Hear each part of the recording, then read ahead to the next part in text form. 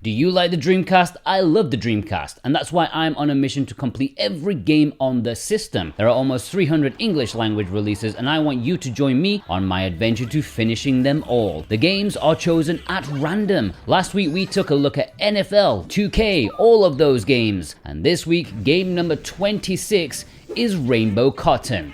Hang on a minute, I can hear you maybe not say, what about game 24 and 25? Where did they go? Well, let me tell you.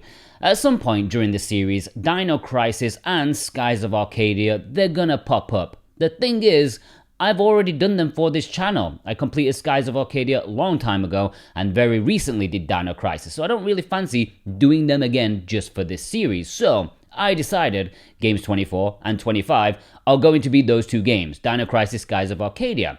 And yeah, what I've decided to do is, I have edited those two videos down. I've edited them down. I've stuck a new intro and stuck a new outro on them. And I've popped them into this series' playlist. They're not public, so they won't appear if you search for them. But if you look in the playlist for this series, you will see that 24 and 25 are Skies of Arcadia and Dino Crisis. They're pretty much the same as the long retrospective that I did, only shorter and with a new intro and outro. But yeah, if you want to watch those, check out the playlist. Before we get into this, however, if you like the idea of these videos, leave a thumbs up and a comment. It really does help. I'd like to make these videos more often, so the more successful they are, the quicker I can do them. And special thanks to my Patreon supporters for believing in me. Alongside loads of great perks for a cheap price, they get to watch these videos early. Check it out with the link in the description. Anyways, on with the show, Rainbow Cotton. This was released only in Japan and only on the Dreamcast. However, there is a remake coming to modern consoles. I'm recording this on October the 10th, so yeah, who knows when that's coming out. This was developed by Success and published by Success in the year 2000.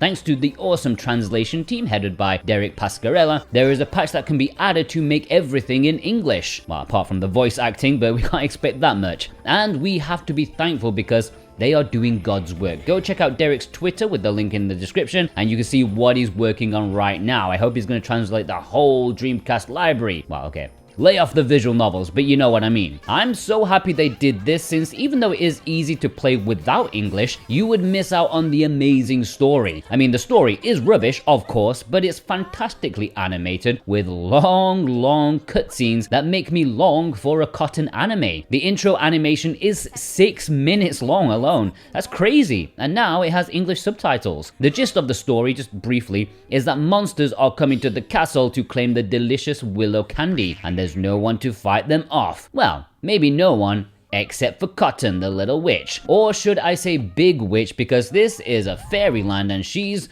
not a fairy. They decide to trick her into helping them at first with a stamp rally to get the legendary willow. She needs to go to 4 different towns before going to the castle.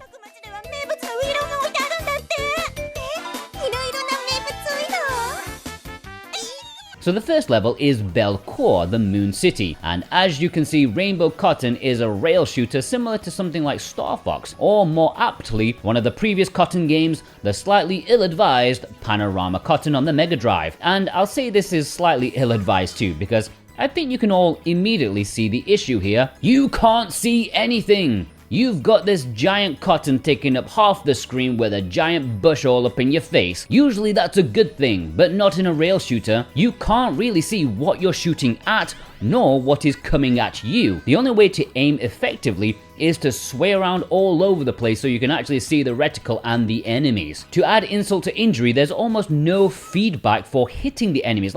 You don't really know if you're hitting them or not. It feels like you're not doing anything to them. There needed to be more oomph to the visual feedback to know that you're actually doing something useful. Thankfully, it's not a one-hit death sort of shooter. You have a very gracious life bar. If this was a one-hit death, I'd have given up this challenge immediately, because you're getting hit all the goddamn time. Enemies come from anywhere and everywhere. Most of the footage you're seeing will be my first run through the game when I didn't really know what I was doing, or most of the mechanics, so forgive me for that. But I'll try to explain as I go along. The levels are surprisingly long. Like this first level, for example, is 5 minutes of rail shooter, which is long for games of this genre. But I have to admit, I do love the roller coaster ride of zipping from location to location. It's a visual feast. It's one of the best looking games on the Dreamcast in my opinion, amazing use of color and variety, and it makes me want to dive into the screen and explore the place for myself. You fight a giant pumpkin, which is a mini boss of sorts, and this quickly leads into the main boss of this stage, each of which gets introduced by another cutscene, usually involving Cotton getting really cheesed off that they ate her coveted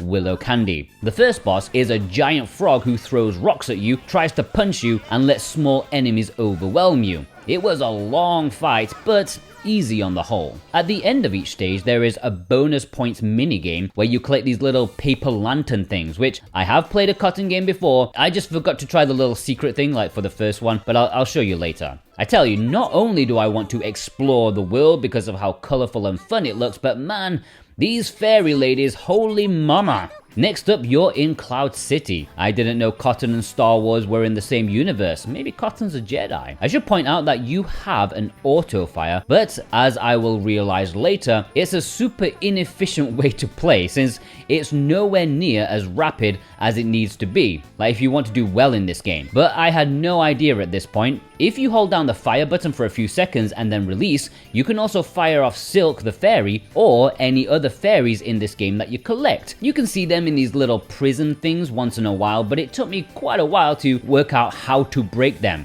I mean, I was shooting at them, but the twist for this is, you ready? Shoot them more!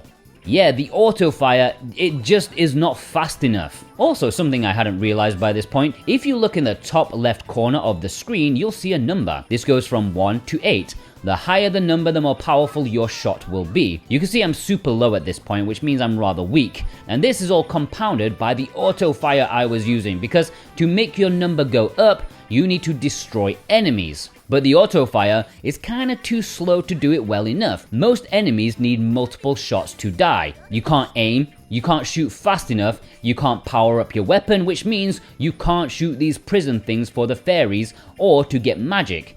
It's all compounded by the fact I'm shooting too slow and making life difficult for myself. And even if you get it up, it goes down a bit if you get hit. Now, I shouldn't be complaining at this point because you can see I'm hardly struggling with the game. You only get 5 credits and I still have them all. I haven't died yet or anything. But speaking of death, the second boss.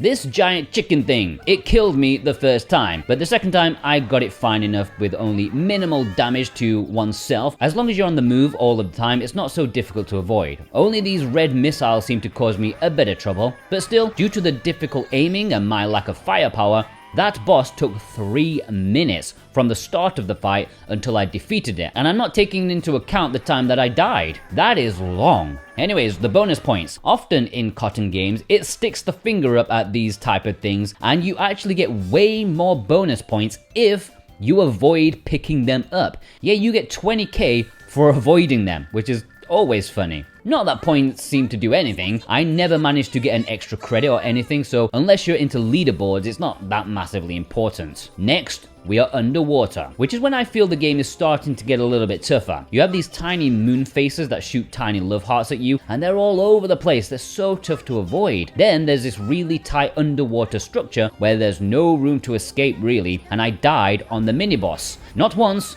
but twice, which is really concerning. However, on the third time going through, something weird happened. I went a different route. A route that did not have the boss in it. I don't know for sure, but I really want to suspect it was hitting this little sign that changed the route. Those are the alternative paths that I really like. It reminds me of Star Fox quite a lot. And now we have these moving blocks to avoid, which, while painful, are much less painful than the mini-boss. The main boss, though, quite tough as well. You have to avoid these little tadpole things, as well as him destroying these columns. The debris comes flying at you. Get out of the way. It even changes perspective, where he's chasing you, but the controls, they don't change with the perspective, so everything feels like it's opposite, and it makes my stomach churn. Oh god, I hated this part. With one more stamp to get before the final castle, she's headed for the Flower City, which starts off in a volcanic cave, which is nice. It's super tight, and I ain't got no power almost. That's a man's worst nightmare. But getting to the mini-boss, look, I've played this a few times by the time of writing this, but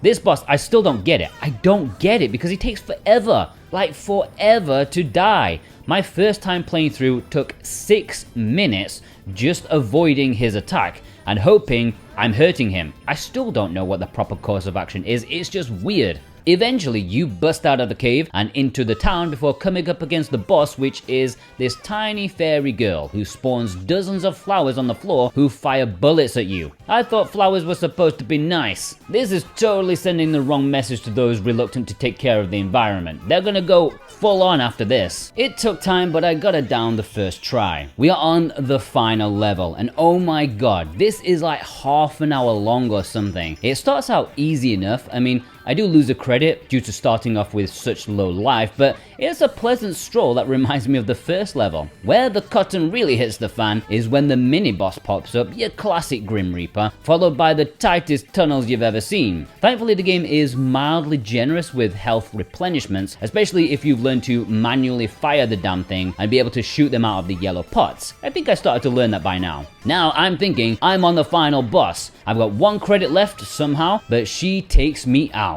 After that, I spam the 3 magic attacks that I'm given, which helps superbly, and the boss goes down. But that's just a diversion, because there's this other girl in here who I don't know if I'm hitting, but I feel like I'm losing this battle. It's kind of upsetting knowing that I'm right at the end of the game, but I'm gonna have to go back, because it may not be apparent from this playthrough like what you've seen so far, but to get to this point, it took almost 2 hours. For a shooter, that's long as hell. If you die, you start the whole level again, and they are really long levels.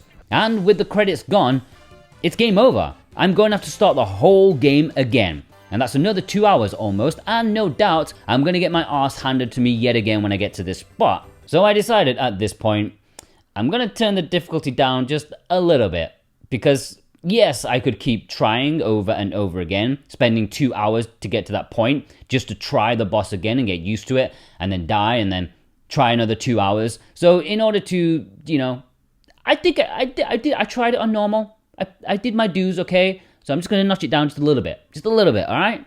But now, having gotten used to the mechanics, it's actually more enjoyable. I'm manually attacking and absolutely murdering my thumbs in the process, which means I'm ramping up my shot power, which means I can set free the fairies and easily attain more magic shots and get all those important health replenishments. And sure, it's probably down to the difficulty, but going again, it's way more of a breeze and quite fun. In some of the levels, I went through some different routes, like fighting this giant robot thing in a valley, or in the castle, this absolutely stomach-churning twisty place. I almost felt like joining a cult when this level came up, I don't know why. Although despite that, this mini-boss still took forever. What am I supposed to do? Why does it take so long? I get through to the giant lady knight thing without losing a single life, but she had to go and ruin that twice. But I'm feeling good. I still think I could take on this last boss with 3 credits. Well, this little twerp called Tweed only took 1 of them until I defeated her. Well, at least I thought, because it's a 2-stage fight.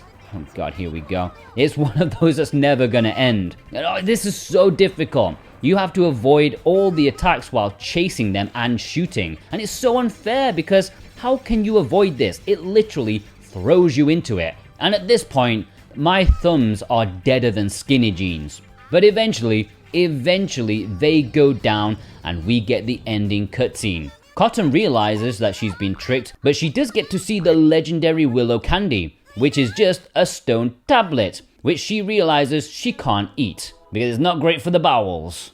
She is so angry she nukes all the local towns, and everyone is thankful it was slightly not as bad as when the monsters were attacking. Game complete. So what do I think of it? Well, I would give it a 5 out of 10 for fun. It has so much potential to be an awesome game, but it's sidelined by too many issues to make it actually properly fun. Can you have fun with it? Sure, but you'll be disappointed it doesn't live up to what it could be. You can't see anything. You barely know what you're shooting at sometimes. Just swirl around the screen and hope for the best. Presentation-wise, it's superb, and that's what makes it, extra disappointing, because it looks absolutely magical. The colorful graphics, the fun enemy designs, the amazing between level cutscenes, the music, voiceover, brilliant, 9 out of 10. In terms of difficulty, yes, it is tough. Sadly, no credit spamming your way through. On the standard difficulty, it is really tough. On easier difficulty, it's really easy, except the last 2 bosses, kind of frustrating. Plus, having to play through most of the levels again after death,